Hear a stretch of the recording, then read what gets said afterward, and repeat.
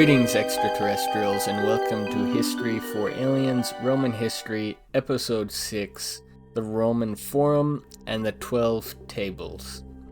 So let's begin. What is the Forum? The Forum was a strip of ground in the Pomerium, and the Pomerium was the actual downtown city of Rome. The Pomerium included everything inside the Servian walls: the government buildings, religious temples, the Colosseum. It would have been packed with markets, buildings, trade, auctions, all of that good stuff. If you live in the US, the Pomerium is essentially the Roman version of Washington, D.C.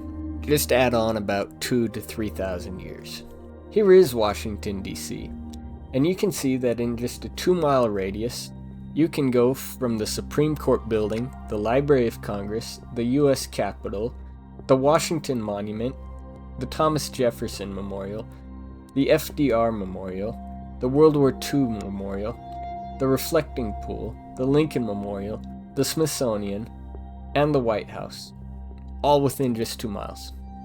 It's jam-packed, full of important government buildings.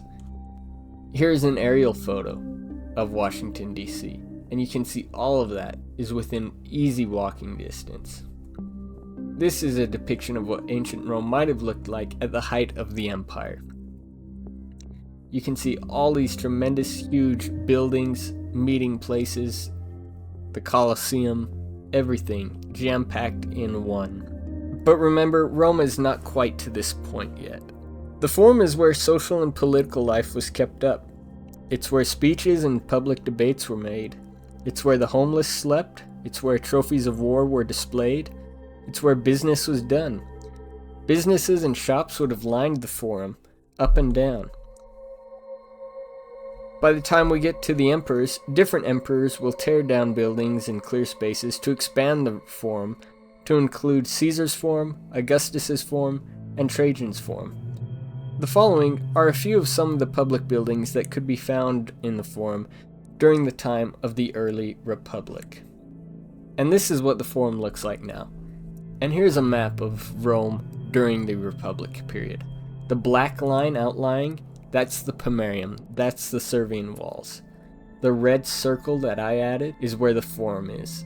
It's a strip from the Colosseum to the Temple of Jupiter. And yes, I know the Colosseum is not here yet. Let's start with the Circus Maximus, since we've talked about it a few times. This was the major sporting arena in this downtown city of Rome at the time.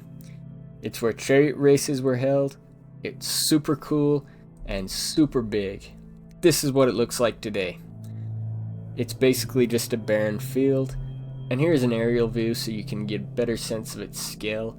It's easily 3 times longer than the Colosseum. You can see the Colosseum out in the background, and you can compare it to the Circus Maximum. It's huge.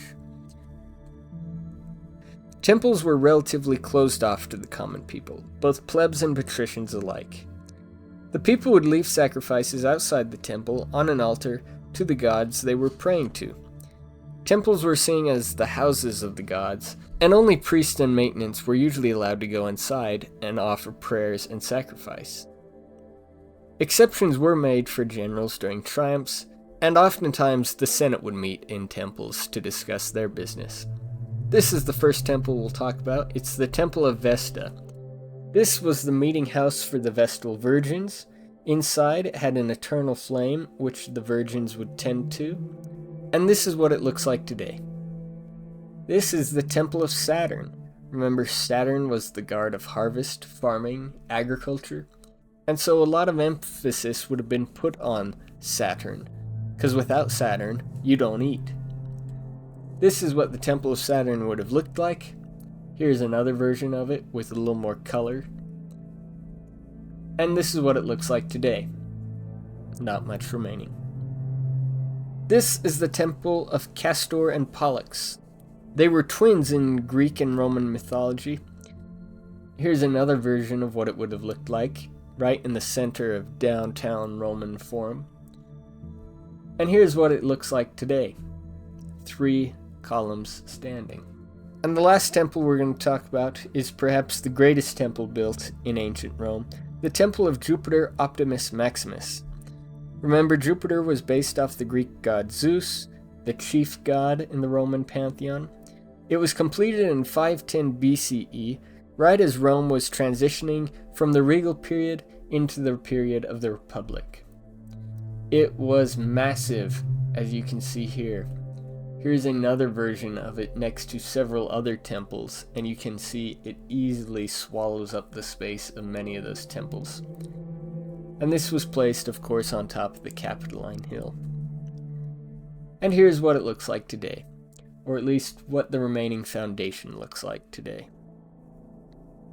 The next building I want to discuss is the Curia Hostilia.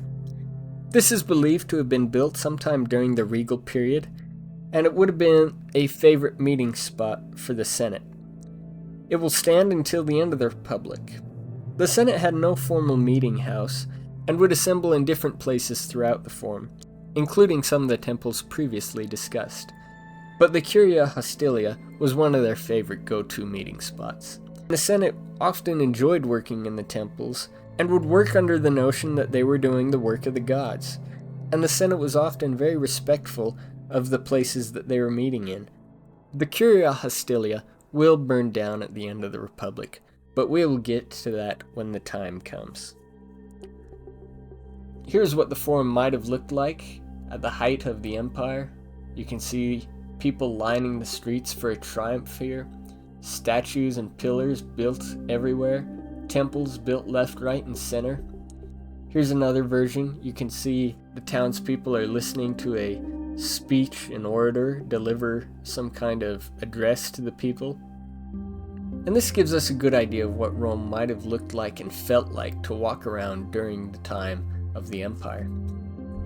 And once again, this is what the Forum looks like today.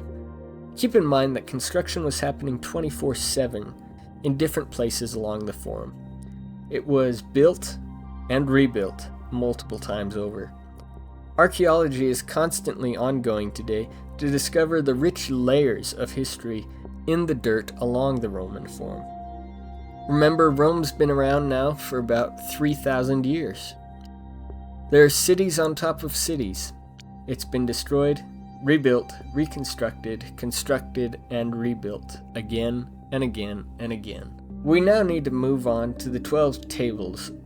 The 12 tables were created right around 450 BCE. It was written down as a law code that applied to all Roman citizens, but it was created essentially for plebeians to protect them from being pushed around too much by patricians. Its purpose was to provide fairness in the law to everyone. These 12 tables were publicly posted in different parts of Rome. It was written down and displayed so that nobody could debate whether they knew about the law or not. These laws were posted for everyone to read and therefore applied to everyone. It does not read like a constitution. It does not outline how senators are supposed to work with consuls, or how the censor is supposed to work around the aediles and the games. It truly is a list of laws. A few things included in the 12 tables are outlines on how court trials should run. It outlined how debt collection and debt collectors could work. It listed inheritance laws and who could inherit what, and how the inheritance would be split up if it was not previously written down or recorded by the person that had died. It included property laws, things like how tall your trees could be and what would happen if you cut down another man's tree. It also listed criminal and civic laws and gave examples on cases and how much one might owe if a certain law was broken. It also listed religious and funeral laws. An example of this is that no man would be buried inside the city of Rome. It also states that no person could be buried, then dug up, then given a second funeral, and buried again. The 12 tables worked much like the law code of Hammurabi, if you're at all familiar with that. And now we move on to the last part of this lesson, SPQR. What is it and what does it mean? SPQR means Senatus Populus Romanus. It's basically an acronym for the Roman Republic. Prior to this, it was simply Roma, R-O-M-A, which is Italian and Latin for Rome. We know the meaning of SPQR from a book written by Cicero. Its translation means the Senate and the people of Rome. It became a symbol, an abbreviation, and a coat of arms for the people of Rome. The modern Italian translation, Sono pazzi questi Romani, means they're crazy, these Romans. This symbol, SPQR, has been in existence for a few thousand years and is still used today, and it is everywhere. It's on statues, such as this one, depicting Romulus and Remus suckling on the wolf. Here's another one, a mosaic, SPQR. It's on statues of Caesar. The depiction on the left shows it being used as a coat of arms. It's on coins, such as this coin of Emperor Vespasian, SPQR. It's on soccer jerseys. And it is on a ton of manholes all across Rome today, still being used. Senatus Populus K. Romanus. I know that up to now, we've been jumping around a lot in Roman history. We've covered the government, the military, the forum, jumping around from topic to topic each week. Starting next episode, we'll delve a lot more into the narrative of Roman history. Join us next time as we'll be covering Cincinnatus and Camillus. Thank you for watching History for Aliens. Hope to see you next time.